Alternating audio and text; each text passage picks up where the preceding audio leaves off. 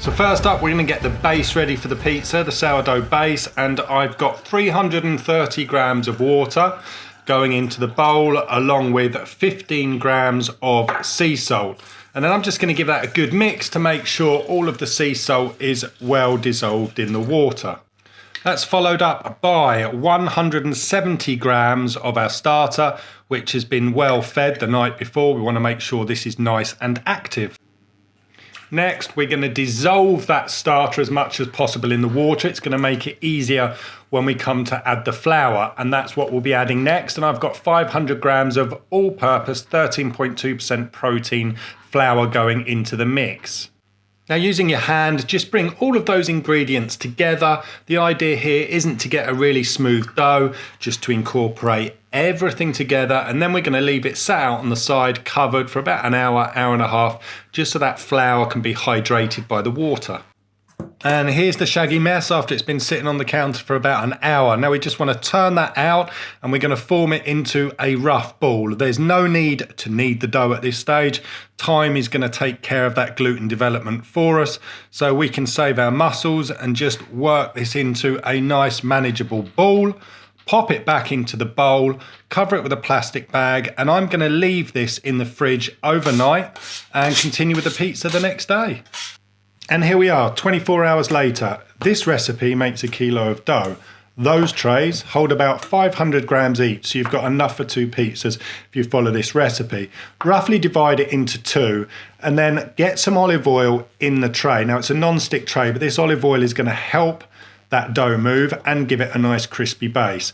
Pick the dough up, pop it in the tray.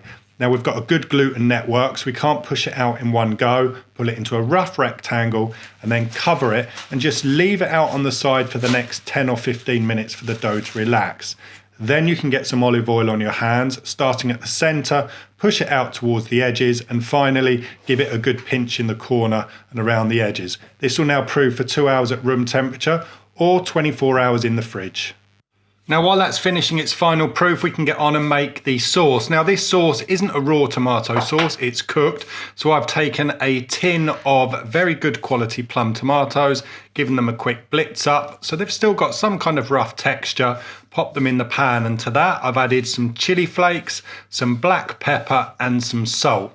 And then I'm going to grate some garlic in there. Now, as this is going to be cooked, I don't want to saute the garlic. I just want it to gently cook in the sauce. And for this tin, I've used about half a clove.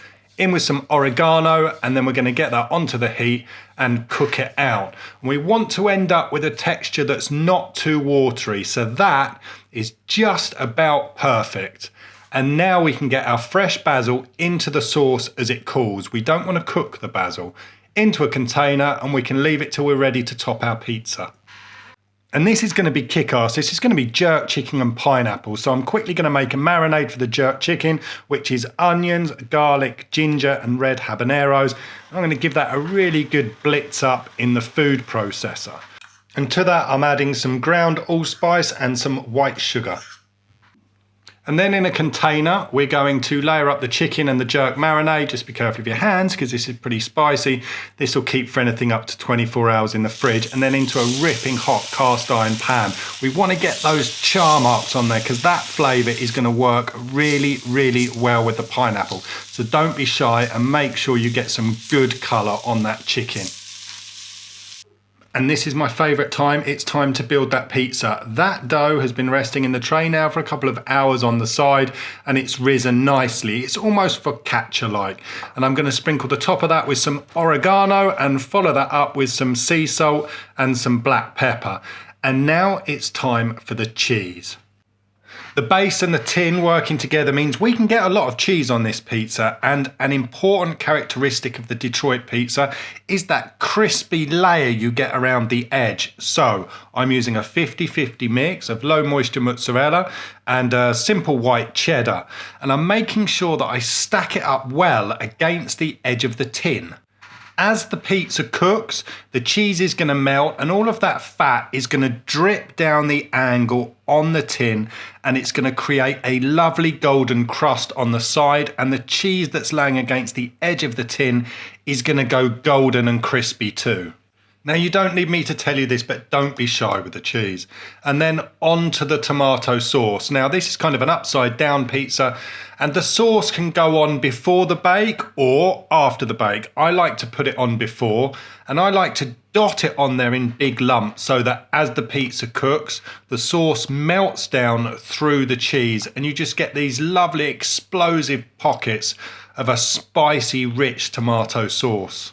And make sure you're including the basil on that pizza. Don't leave it behind in the plastic container. It adds an amazing flavour bomb. Now, love it or hate it, we have got pineapple going on this pizza, and we're going to put a lot of pineapple on here. It works really well with that spicy charred flavour from the jerk chicken. And when you're putting this on, make sure you push it down and nestle it into that cheese so that as the pizza cooks, everything kind of melts and comes together as one. And last but most definitely not least, we've got that spicy char grilled jerk chicken going on top. And for me, this Detroit style pizza, this kind of deep dish pizza, has got such a nice focaccia base that it holds up perfectly to all of these ingredients. So you can get a really good deep dish pizza that doesn't fall apart as you eat it. I've got a baking steel sitting in an oven that's been preheated to 250 degrees C, and this is going to bake for exactly 15 minutes. And the final touch is going to be some homemade Caribbean hot sauce, just to give it that extra little kick. Oh, look at that crust. Oh, this is amazing, huh?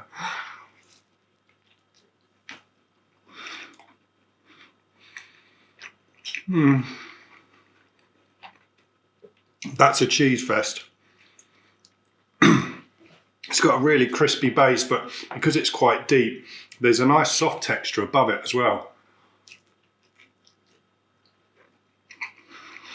Oh wow. It can hold so much cheese and toppings.